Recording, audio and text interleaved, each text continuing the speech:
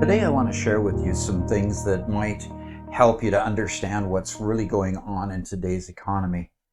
First off, we got to June 30th and this particular article came out. This article basically said, I've got highlighted in three different colors here, the S&P fell 0.9% on Thursday to reach a number, ending in the first half 20.6% lower for its worst start to a year since 1970.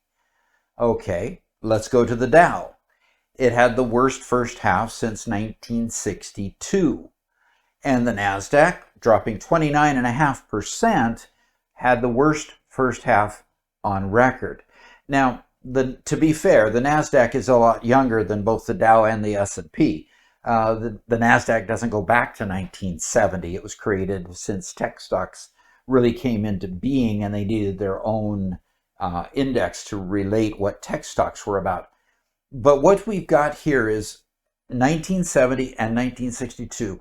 What was going on back then to cause the economy to be so bad that we now have a bad economy now that's almost as bad as those two times?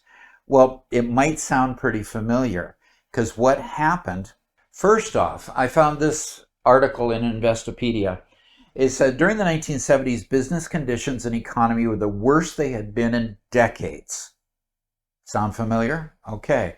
International event, the most important being the oil crisis of 1973 to 1974, and in 1979, rocked the decade earmarked by rampant wage and price inflation through that entire decade. Whoa, okay. With slow business growth. The unprecedented combination of these negative economic factors led to a new term called stagflation. It also humbled a large number of institutions in the United States, the government, big business, labor unions, by demonstrating their reduced ability to affect the economy. And here's the kicker now. The increased inflation during the 1970s was brought about in large part because of the government's funding of the Vietnam War, okay, big funding of a war at the time, and Lyndon Baines Johnson's Great Society social welfare programs.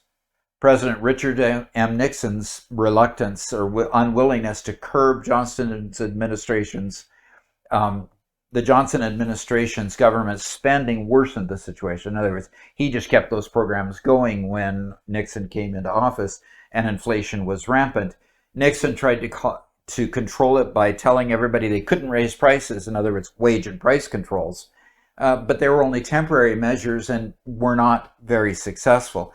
Gerald R. Ford took the place of Nixon when he resigned from office, and Jimmy Carter won the election because the economy wasn't getting any better and they voted Gerald Ford out, and Jimmy Carter was ineffective in solving the problems. Then we come up to the time in 1980 when Reagan was elected, and during that time he starts getting control of inflation.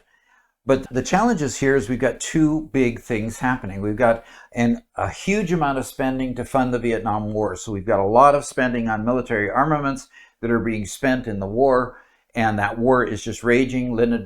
Lyndon Johnson increased our involvement in that war, and a lot of deficit spending going on to build arms and so forth for the war. Then he throws on top of that his Great Society, which was the start actually of Medicare that continues on today for retirees so that they can have medical care. But it included also a lot of other programs that didn't end up surviving into the 1980s and were eventually cut. But the bottom line here is we had a massive amount of government spending, money being pushed into the economy, like all of the money that was pushed into the economy for COVID. And then the Build Back Better plans of our current president. Inflation, yes. And what happens when the Federal Reserve begins then to say, no more, we got to stop this. What we have is a situation where inflation goes rampant because there's a lot of money in the economy And now what's going to happen is, of course, the challenge. Now, let's go back a little bit. The Great Society that we're talking about was basically the second New Deal. Franklin Roosevelt did the New Deal, which was increasing welfare and helping the nation out of the 1929 recession or depression that we had back then. Because Lyndon Johnson grew up during that era, he wanted to be he wanted to run in the footsteps of Franklin Roosevelt and have his own New Deal. So that's basically what the Great Society was.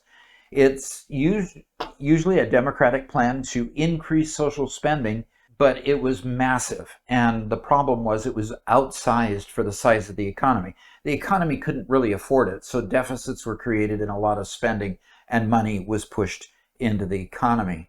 So you get back to when the Fed starts trying to get everything under control, you get back to the situation that happens with here, where the stock market falls, where the S&P falls, the Dow falls, and the NASDAQ drops precipitously. So you've got a situation where the economy is incredibly out of balance. And the problem is that's going to take place in the future is that as the Federal Reserve tries to control it, the housing market is going to go down. It's going to possibly crash. We have more people talking about a crash than I have seen in the last few weeks. So as I read those articles, I'll try sharing those with you.